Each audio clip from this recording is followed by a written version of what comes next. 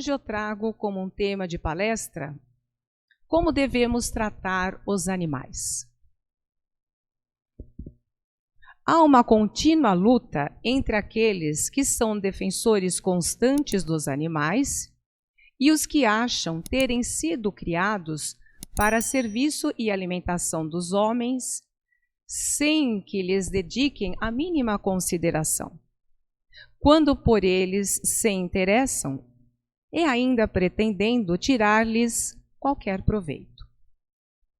As pessoas que não são capazes de sentir a vida divina, existindo e palpitando no mais pequenino inseto, ignoram a lei da evolução e fazem dos animais instrumentos do seu prazer e divertimento. Desde os caçadores que atiram contra as grandes feras, até as mãos aparentemente piedosas dos tratadores de pássaros, que os prendem em gaiolas, todos eles estão fora da lei e, consciente ou inconscientemente, praticando o mal. A vida do animal se assemelha do homem, sendo a de alguns deles até bem superior em relação a certa classe de indivíduos. Se os animais não possuem ainda ego como alma individual, em muitos deles já está próxima a sua formação. Muitas vezes, há um gato ou cão, animado por um centro de vida quase individualizada, basta que o atinja um ato de amor ou ódio de alguém para levá-lo a individualizar-se. Quando a individualização se dá por amor, o karma gerado entre o homem e o animal se faz de maneira útil e feliz para ambos. Quando o contrário, a individualização gerada pela dor sofrida pelo animal engendra um karma doloroso para ambos. Desde o instante de sua formação, esse karma sujeita o malfeitor a uma ligação com a sua vítima, e quem sabe quantos milênios depois não estará o homem sofrendo as consequências do seu ato? No animal residem os mesmos três princípios que animam a vida humana. Ele possui, como o homem, além do corpo físico, com os seus órgãos perfeitamente semelhantes, os corpos astral e mental, constituídos de maneira extraída do mesmo grande laboratório da natureza, o imenso reservatório de energia astral e mental pertencente à Terra, cuja qualidade tem de ser sempre melhorada pelo homem. Com seus pensamentos bondosos e altruístas, de encarnação a encarnação, o homem purifica a matéria psicomental da Terra e, desta forma, contribui para a evolução do planeta que habita. Quando isto não ocorre, o karma intervém para retificar a conduta do homem. Difere o homem do animal apenas no poder mental criador. O animal também possui corpo mental. Este é ainda insuficiente por não ter encontrado a onda de vida provinda de Deus no seu primeiro aspecto como vontade criatora, o Pai. Ele é animado apenas pelo amor provindo do segundo aspecto da divindade, o Filho, unido ao terceiro, que é a atividade criadora, o Espírito Santo. Quando as experiências acumuladas no reino animal lhes são propícias, o animal recebe a força da vontade emanada do Pai, ou o primeiro aspecto da divindade, e já não é mais animal. É um homem e não animará mais um corpo que não seja humano. Que impelirá o animal a esta individualização? Quais os motivos que o levam a maiores ou menores experiências para chegar a ser humano como nós? É sempre do contato com o homem que provém as experiências animais, a constituição de seu karma e o maior triunfo ou desventura na sua individualização. Quem pensar um pouco inteligentemente em relação aos animais, sabe que a mesma vida que os animais palpita também no homem, e que se este já conseguiu possuir uma alma humana, deve-os aos seus irmãos homens que o precederam na trajetória evolutiva. Compreenderá quão necessário para si e para eles é tratá-los com carinho e respeito, esquecido de sua parte animal e lembrado de que neles também está aquela centelha unida a outras, todas vibrando intensamente, animando este ou aquele reino da natureza, até se individualizar no reino humano. O animal deve ter vida natural, auxiliado pelo homem. Mas, se o homem persegue o animal, faz mau karma para si e má ligação com o perseguido. Se o acaricia, envolve-o de pensamentos constituídos de matéria instrumental, e esta onda de amor lhe dá maior expressão mental, auxiliando o desenvolvimento de sua inteligência. Há quem suponha que o animal não possui inteligência, mas não é assim. Apenas o seu corpo mental é de recente formação e recebe extraordinariamente a influência da mente humana. Quando vemos animais realizarem atos inteligentes, estes foram sempre ensinados pelos homens, que lhes infundiram a sua forma pensamento, de maneira que eles refletem os conhecimentos adquiridos por uma espécie de mesmerismo da mente humana. Mas, se os animais não possuíssem corpo mental, como acontece com as plantas, não poderiam imitá-lo e nem receber a onda de sua inteligência. Nisto eles se assemelham às crianças. Estas possuem a mente como se fora um papel em branco, e por este motivo podem ser tanto ajudadas como prejudicadas pelo adulto. A planta, como possui só o corpo astral, recebe nele o amor humano e sente também o mal olhado, mas não pode manifestar-se inteligentemente. A vida do animal é sacrificada tão ferozmente porque o homem não sabe o que está fazendo. Não sabe que os animais são seus irmãos menores, que não possuem uma alma não individual, mas coletiva, e que do trato por eles recebido depende a formação de melhores humanidades. A vida é uma só. Ela está manifestada em todos os reinos da natureza, provinda de um só ser. É por isso que os instrutores espirituais disseram: não matarás. Nenhum deles especificou: não matarás o homem, e sim os animais.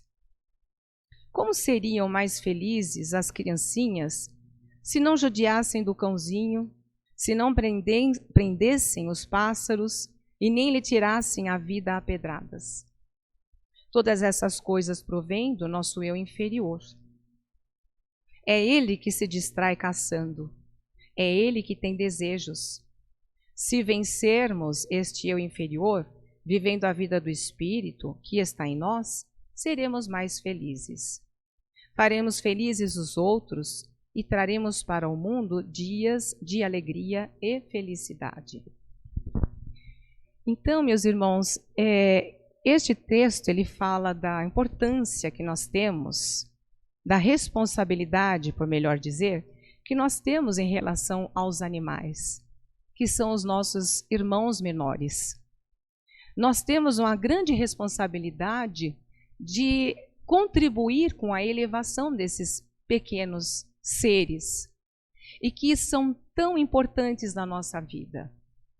eles nos protegem com a sua luz. As plantas, por exemplo, não vamos esquecer somente não vamos falar somente os animais, mas nós não podemos esquecer de tudo, né? Nós temos as plantas, temos os peixes, nós temos a natureza em si. Vocês veem as plantas, quando tem um mau olhado, elas ficam completamente murchas. Elas morrem. Elas estão lindas, então elas atuam como um termômetro na nossa casa e no nosso ser, em relação à nossa energia. Quando a energia da nossa casa, que nada mais é a nossa energia também, está boa, as plantas ficam lindas por mais de uma semana. Mas quando a energia da casa não está boa, que somos nós que trazemos a nossa energia que não está bem, esparramamos na nossa casa, as plantas não seguram uma semana. E assim são os animais. Os animais também, eles absorvem a nossa energia. Então, nós temos uma troca. Nós estamos ali para ajudar os animais a seguir a sua missão no seu caminho evolutivo. E eles, por sua vez, eles contribuem também, nos dando uma energia tão positiva e tão engrandecedora para nós, que se todos nós tivéssemos um animalzinho dentro de casa, nós iríamos ver como a nossa casa ela fica mais feliz. A nossa casa ela é mais alegre quando a gente cultiva um animalzinho. Ele traz muita alegria para nós. Então, nós temos que, também em relação aos passarinhos, né? Tem muitos passarinhos que ficam presos na gaiola. Vamos deixar o passarinho, né, viver no seu meio ambiente. E eu trago aqui um pequeno texto, né, que fala alguma coisa sobre as formigas, né, um inseto. Então, eles também nos ensinam muitas coisas.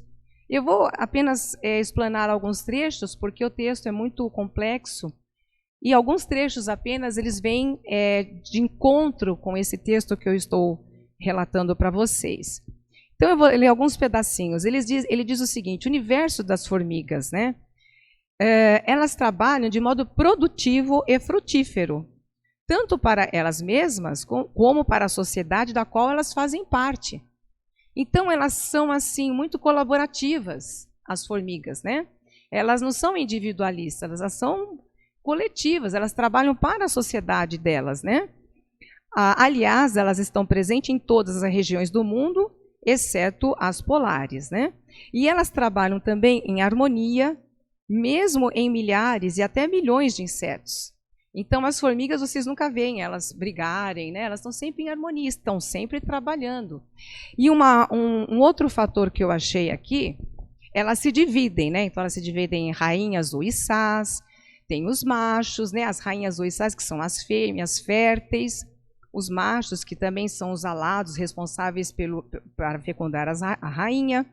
As operárias, elas são fêmeas estéreis, sem asas e que realizam várias funções no formigueiro, e são as mais numerosas. E aqui eu assinalei uns trechos aqui que falam: entre as funções das operárias estão a escavação e limpeza do formigueiro, a procura por alimento. Em algumas espécies de formiga, observa-se ainda a presença de indivíduos com a cabeça desproporcionalmente maior dentro da casta das operárias. Essas formigas são denominadas soldados e têm a tarefa de defender a sociedade contra os inimigos. Então, elas todas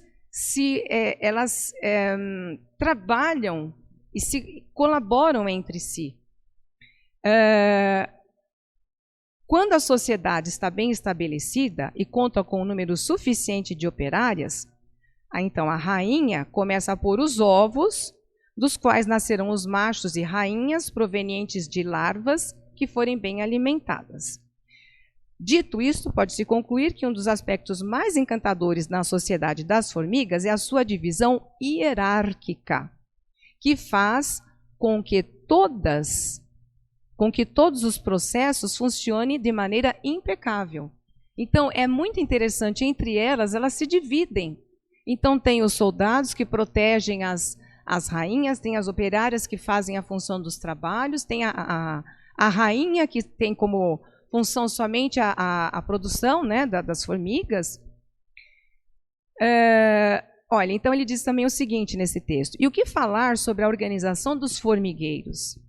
Se observarmos estas construções em detalhes, veremos o quão elaboradas elas são, constituídas por um labirinto de túneis e galerias. Certas câmaras no subsolo, construídas pelas formigas, podem servir para a criação, armazenamento de comidas e diversas outras coisas. É impressionante. Então, meus irmãos, cada inseto, cada animal, eles têm uma função e eles nos ensinam. As formigas, por exemplo, elas nos passam essa lição do espírito de colaboração, o espírito de colaborar, né? A questão do trabalho, vamos dizer, o trabalho em equipe. Então, todas elas têm uma função e elas todas desempenham o seu papel de forma total, absoluta. Então, isso é muito interessante entre os animais. Os cachorrinhos também são assim. Eles nos ensinam, né? Então, entre os cachorrinhos, você pode ver, tem um que é mais ciumento, tem outro que é mais sossegado, tem aquele que é o líder, né? Que gosta de ser o líder. Então, você vê, entre eles, existe aquela a compreensão, né? Quando eles são criados com amor. Né? Quando eles são criados com amor, eles têm uma compreensão entre eles. Mas quando o animal, seja ele o cachorro, ou o cavalo, enfim, se ele não é criado com amor, ele vai se tornar um animal agressivo. Né? Porque à medida que o que ele recebe, ele vai passar também. Então, nós temos que ter essa compreensão de estarmos sempre voltados para esse olhar em relação aos animais, em relação ao quanto eles nos trazem de benefício, em relação ao quanto nós vamos ser importantes para eles, porque nós vamos estar colaborando nesse processo evolutivo deles. Então vamos pensar nisso e vamos ter um olhar carinhoso em relação aos animais e aos seres da natureza, as plantinhas, regar aquelas plantinhas, né, que estão morrendo, coitadinhas, elas estão com sede. Então vamos ter um olhar diferenciado para esses seres da natureza que são tão importantes para os seres humanos também. E para finalizar, eu trago aqui uma poesia que diz o seguinte: desperta, homem, desperta. Compreendo não me ser possível ainda alertar os desnorteados irmãos meus, que a dor que os atinge de forma infinda vem de não verem em seu interior Deus. Gostaria de mostrar, sem nada lhes dizer, ser Deus a força que rege os seus pensamentos, palavras, atos, intuições, sentimentos, além das demais manifestações do seu ser. Se eles pudessem sentir a alegria da alma desperta para os poderes seus, por certo, não mais impediriam a via do seu retorno aos fortes braços de Zeus. A divindade que em todos nós habita, não importa o nome que lhes queiramos dar, seja Brahma, Jeová, Vishnu ou Shiva, só nos ensina uma atitude: amar. Então, meus irmãos, este texto, ele instiga uma reflexão. Vamos passar a amar mais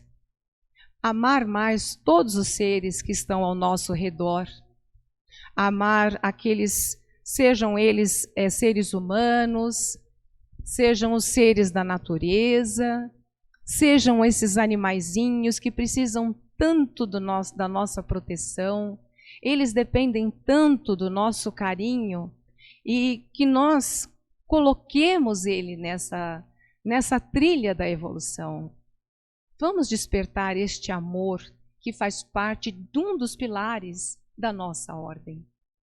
O amor é um poderoso sentimento que destrói o ódio, que destrói a guerra, que destrói o negativo. Então vamos absorver este sentimento, vamos nos imbuir deste sentimento de amor para com tudo na nossa vida, para ao nosso redor, as coisas que nós praticamos, as pessoas que nos rodeiam, e agora em particular, principalmente por conta deste texto, né? Em particular, esses animaizinhos que precisam tanto de nós, os animais e os seres da natureza também. Essa é a mensagem que eu passo a vocês para uma reflexão. Assim seja.